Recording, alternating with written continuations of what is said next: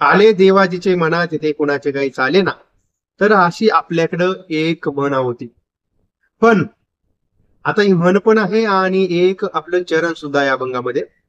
पण आता काय झालेलं आहे, जरा थोडं फॉर चेंज असे म्हणावं लागेल की बाबा आले डोनाल्ड ट्रम्पच्या मनात ते कुणाचे काही चाले ना. आता झालं काय का, म्हणजे बरेचसे जवळजवळ सगळे देश आहेत का जे आपण म्हणू एशियन कंट्रीज, मार्केट सगळ्यांचं शुक्रवारी एकदम छान भन्नाट असं व्यवस्थित चाललं होतं. सगळे मार्केट सगळे छानसे असे क्लोज झाले आणि ह्या बाबाने रात्री बॉम्ब टाकला. बॉम्ब असा टाकला तर नेमकी काय झालं का, नोबेल पारितोषिक पण जारी झाले. डोनाल्ड ट्रम्पला आशा होती का मला नोबेल पारितोषिक भेटलं पाहिजे, अशा चर्चा आहेत का त्या रागातून त्यांनी कृत्य केलं. पण ह्या डोनाल्ड ट्रम्पने नोबेल पारितोषिक मिळवण्यासाठी कॅम्पेन राबवलेलं होतं हे नक्की, की त्यांना भेटलं नाही. ते भेटलं दुसऱ्याच देशाला. तोही देश आणि तोही असा देश का तो देश जो आहे त्या देशाचा आणि अमेरिकेचा चांगला. आणि मग आता त्यामध्ये आणखीन काय झालंय का, गेल्या 2-4 दिवसापासून चायनानं काय केलं, जरा चायनानं काही त्या ठिकाणी असे त्यांनी एक थोडे कायदे त्यांचे चेंज केलेत, किंवा आपण असं म्हणूया त्या ठिकाणी कंपन्यांना काय वॉर्निंग दिल्यात का जे आपण असं म्हणू का जे खनिज आहे आणि ते असं बहुमूल्य आहे आणि रेअर आहे, म्हणजे ते बऱ्याच ठिकाणी भेटत नाही, ते खनिज निर्यात करण्यासाठी चायनाने बंदी घातली. त्यानंतर चायनाने जे चिप्स असतील का, ज्या चिप्स असतात आणि जे कॉम्प्युटरचे सुटे भाग असतात, तर या अशा वस्तू सुद्धा त्या वस्तू अमेरिकेला निर्यात करायला बंदी आहे. आणि बऱ्याचशा ज्या आपण म्हणूया युरोपियन कंट्रीज वगैरे त्यांच्यासाठी सुद्धा काही काही देशांनी का जे देश त्यांच्या बरोबर चांगले संबंध ठेवणे अशा देशांशी त्या गोष्टी त्यांनी निर्यातीसाठी बंदी घातली. आणि मग ह्या सगळ्या गोष्टीमुळे डोनाल्ड ट्रम्पचं डोकं भडकलं, कारण डोनाल्ड ट्रम्पने त्यावरती ब्लेम असा लावलाय का चायना हे आम्हाला ब्लॅकमेल करते. आणि मग आता एकंदरीत जर आपण बघितलं तर जेवढ्या आपण म्हणूया टेक्नॉलॉजी आहे त्या टेक्नॉलॉजीसाठी सगळ्याच देशांना चायनावरती अवलंबून राहावं लागतं. आणि मग चायनाने पण काय केले, चायनाने अशी खेळी खेळली असं या डोनाल्ड ट्रम्पचं म्हणणं आहे. आणि म्हणून त्यांनी काल रागापोटी म्हणा का कशा पोटी चायनावरती 100% ऍडिशनल टॅरिफ लावला. आता म्हणजे एकंदरीत जर आपण बघितलं तर हा जो टॅरिफ आहे पहिला 30% टॅरिफ होता, आपल्यावरती 50% होता. म्हणजे आपण जर पहिल्यांदा अगोदर बघितलं तर कुठंतरी डोनाल्ड ट्रम्पने या अमेरिकेबरोबर जुळून घ्यायचा प्रयत्न केला होता, सॉरी आपल्या चायना बरोबर जुळून घ्यायचा प्रयत्न केला होता. आपल्यावरती 50% टॅरिफ होता, त्यांच्यावरती 30% टॅरिफ होता. पण पण आता झालं काय, तो पहिला 30% आहे आणि आणखी 100% टॅरिफ म्हणजे 130% टॅरिफ लागणार आहे. अशी त्यांनी काल रात्री 8-8:30 वाजता जे आपण त्यांचं काय एक आहे सोशल मीडिया सोशल ट्रूथ का काहीतरी आहे आणि त्यावरती त्यांनी घोषणा केली. आणि त्यानंतर सगळ्या मार्केटमध्ये कोहरा माजला का जो डाव जोन्स आहे बऱ्याच दिवसानंतर 1200-1300 पॉईंट पडला. 3% करेक्शन डाव जोन्स मध्ये झालं, 3% करेक्शन त्या ठिकाणी नॅसडॅक मध्ये झालं. आणि आपला गिफ्ट निफ्टी तर मी बघितलं संध्याकाळी 8-8:30 वाजता तसंही जवळजवळ आपला 150 पॉईंट मायनस होता. पण असं वाटतं एकंदरीत का 300-400 पॉईंट मायनस आपलं मार्केट सोमवारी गॅप डाऊन ओपनिंग होऊ शकतं. आता हे जे आहे तो फक्त परिणाम ह्या मार्केटवरती झालाय का, तर नाही. हा परिणाम जो आहे हा परिणाम सगळ्याच इक्विटी मार्केट असेल, करन्सी मार्केट असेल, क्रिप्टो करन्सीज असेल, या सगळ्यावरती झालेला आहे. आणि तो परिणाम एवढा भयानक झालाय का जर क्रिप्टो करन्सीचं जर बघितलं तर 25% करेक्शन क्रिप्टोमध्ये झालं. आता तुम्ही जर समजा इथेरियम बघितला तर इथेरियम जो आहे तो होता 4,500 आणि तो 3,500 पर्यंत आलाय, म्हणजेच 1,000 रुपये. विचार करा, म्हणजे जवळजवळ त्यामध्ये 20-25% करेक्शन त्यामध्ये तसं येईल. बिटकॉइन हा 1,23,000 होता, बिटकॉइन झाला 1,12,000, त्यामध्ये जवळजवळ 10% करेक्शन झाले.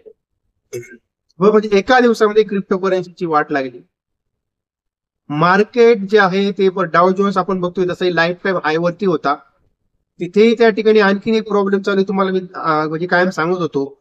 त्या ठिकाणी शटडाऊन आपण माझ्या व्हिडिओमध्ये ऐकत होता, तोही खतरा तिथे आहे. आणि त्यामुळे त्यांनी डायरेक्ट काय केलेलं आहे, म्हणजे काल अशाही बातम्या होत्या का त्यांनी अमेरिकेमध्ये इमर्जन्सी सुद्धा लागू केलेली आहे. तर ह्या पण बातम्या काल येत होत्या. म्हणजे एक तर पहिला आपण बघतोय का मार्केट लाईफटाईम व्हायला होतं, त्यानंतर त्या ठिकाणी पण शटडाऊन चालू होतं, तो खतरा होता आणि तो खतरा संपला नाही अजून. आणि त्यानंतर आता परत त्यांनी चायनावरती टॅरिफ लावले. पण मग चायनावरती टॅरिफ लावल्यानंतर मार्केट एवढं पडण्याचं कारण काय? तर एक तर काल एक तर काय शुक्रवार पण होता, प्रॉफिट बुकिंगला काहीतरी कारण पण पाहिजे होतं. आणि काय होतंय, हे टॅरिफ वार जे आहे ते कुठंतरी भयानक रूप घेऊ शकतं असं मार्केटमध्ये एक समज झालेला आहे. आणि मग आता झालं काय का एकंदरीतच आता हा आपल्यासाठी सुद्धा धोक्याचा इशारा. त्याचं कारण जर आपण बघितलं तर चायनाने कुठल्याही प्रकारे जी ट्रेड डील आहे ती अमेरिकेबरोबर केली नाहीये. 30% टॅरिफ अमेरिकेनेच त्यांच्यावरती लावलेला आहे, जो आपल्यापेक्षा कमी होता. पण आता हा भारतासाठी इशारा असा आहे की तुम्ही जर आमच्या बरोबर टॅरिफ डील केली नाही तर तुमच्यावरती सुद्धा एवढा टॅरिफ लागू शकतो. असंही एक प्रकारे साधारणतः भारतासाठी वॉर्निंग आहे. आणि मग आता एकंदरीत जर आपण बघितलं तर आता इथे हे जे चायना आहे तर साधारणतः आपण बघतोय हे जे त्यांचं टॅरिफ वॉर आहे, टेन्शन साधारणतः 2018 सालापासून चालू आहे. आणि त्यानंतर आता जे साधारणतः अमेरिकेतले काही जे अधिकारी आहेत आणि म्हणजे मग त्यांनी सुद्धा काल असं ट्विट केलं आहे का the message is clear lesson for India. तर म्हणजे एक मेसेज, जो काही मेसेज आहे तो क्लिअर आहे, भारतासाठी धडा आहे. म्हणजे आपल्यासाठी सुद्धा जर आपण अमेरिकेबरोबर टॅरिफ डील केली नाही तर आपल्यासाठी हा एक धोका असू शकतो. आपल्यावरती सुद्धा आणखीन या प्रमाणामध्येच टॅरिफ ड्युटी लागू शकते. तेव्हा आता एकंदरीत जर आपण बघितलं असेल तर आता चायना आणि त्यानंतर हे आपण अमेरिका, तर याचं जे टॅरिफ डील आहे आणि हे टॅरिफ वॉर आहे, त्या टॅरिफ वॉरच्या या सगळ्या आगीमध्ये जागतिक मार्केट स्वतः होऊ शकतात. तेव्हा आता एकंदरीत जर आपण बघितलं तर सोमवार जो आहे तो सोमवार सगळ्यांसाठी जड जाणार आहे.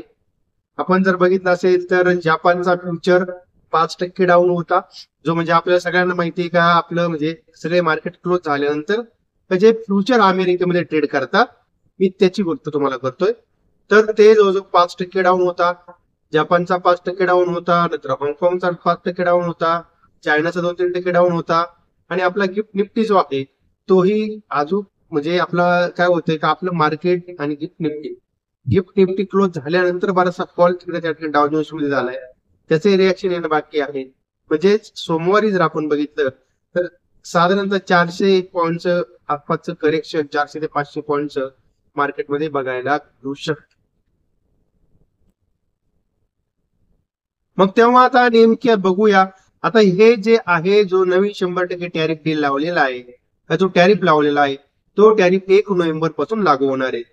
आणि मग आता हे का लावलंय तर चायनाने एक नोटिफिकेशन काढलेलं होतं. त्या नोटिफिकेशन मध्ये चायनाने असं सांगितलेलं होतं का साधारणतः ज्या गोष्टी असतात, आता सगळ्यांना माहिती आहे आपल्या इलेक्ट्रिक गाडीसाठी ज्या चिप्स लागतात त्या चिप्स सुद्धा त्या कुठून येतात, त्या चिप्स सुद्धा चायनामधनं येतात. काही इलेक्ट्रिक व्हेकल्स असतात, विंड टर्बाईन्स आहेत, परत सेमीकंडक्टर आहे, सेमीकंडक्टरचे पार्ट्स आहेत. तर या सगळ्या गोष्टी ज्या आहेत आणि जे काही रेअर मिनरल्स आहेत आणि त्यावरती त्यांनी नोटिफिकेशन काढलंय तर त्याची निर्यात करता येणार नाही. आणि त्यामुळे हा सगळा खेळ झालाय. आता बघूया एकंदरीतच की आपल्याला साधारणतः 400-500 पॉईंटच्या करेक्शनला तयारी ठेवावी लागेल. ओके, आता त्या माहिती आपण थांबतोय. आता हा जो काय सगळा व्हिडिओ होता तो सगळा व्हिडिओ आपल्यासाठी एज्युकेशनल पर्पज म्हणून बनवला होता. आणि ह्या व्हिडिओमध्ये आपल्याला मी कुठल्या प्रकारे खरेदीचा किंवा विक्रीचा सल्ला दिला नाही. आपण याची नोंद घ्या. कुठला ट्रेड करताना आपण आपल्या जबाबदारीवरती ट्रेड करत सांगा. ओके, आणि त्यामुळे इथे थांबतोय. माहिती चांगली वाटली असेल तर आपण आपल्या या व्हिडिओला लाईक करा, शेअर करा आपल्या मित्रांपर्यंत. चॅनल नवीन असाल तर चॅनलला सबस्क्राईब करायला बिलकुल विसरू नका. नमस्कार मित्रांनो, तर मी आपल्यासाठी घेऊन येत आहे ऑल इन वन कोर्स. आता हा जो कोर्स आहे आणि त्यामध्ये आपल्याला मिळणार काय आणि तो कोर्स आपल्याला कुठे मिळणार, तर आपल्याला जो हा कोर्स आहे हा कोर्स आपल्याला एक तर पहिली गोष्ट जो आपला युट्यूब चॅनल आहे त्या युट्यूब चॅनलवरती आपल्याला काय करायचं आहे, मेंबरशिप घ्यायची. फक्त मेंबरशिप घेण्यासाठी आपल्याला पहिल्यांदा आपला चॅनल सबस्क्राईब करायचा आहे. त्यानंतर तुम्हाला त्या ठिकाणी जॉईन नावाचं बटन येईल. अगोदरच जर समजा तुम्ही आपलं चॅनल सबस्क्राईब केलेला असेल तर तुम्हाला जॉईन बटन येईल. त्या बटनवरती क्लिक करायचं आहे. त्या ठिकाणी तुम्हाला 299 रुपयाचा सिल्वर प्लॅन आपला सिलेक्ट करायचा आहे. किंवा जर आपण 359 रुपयाचा गोल्ड प्लॅन जर सिलेक्ट केला तर तुम्हाला हा कोर्सही मिळेल. आणि त्या कोर्स बरोबर तुम्हाला साधारणतः आठवड्यातून 2 ते 3 असे व्हिडिओ मिळतील का त्या व्हिडिओमध्ये आपण जे ब्रेकआउट होणारे स्विंग ट्रेडिंगचे जे काही शेअर्स असतात त्याविषयी आपण त्या ठिकाणी व्हिडिओ बनवत जातो.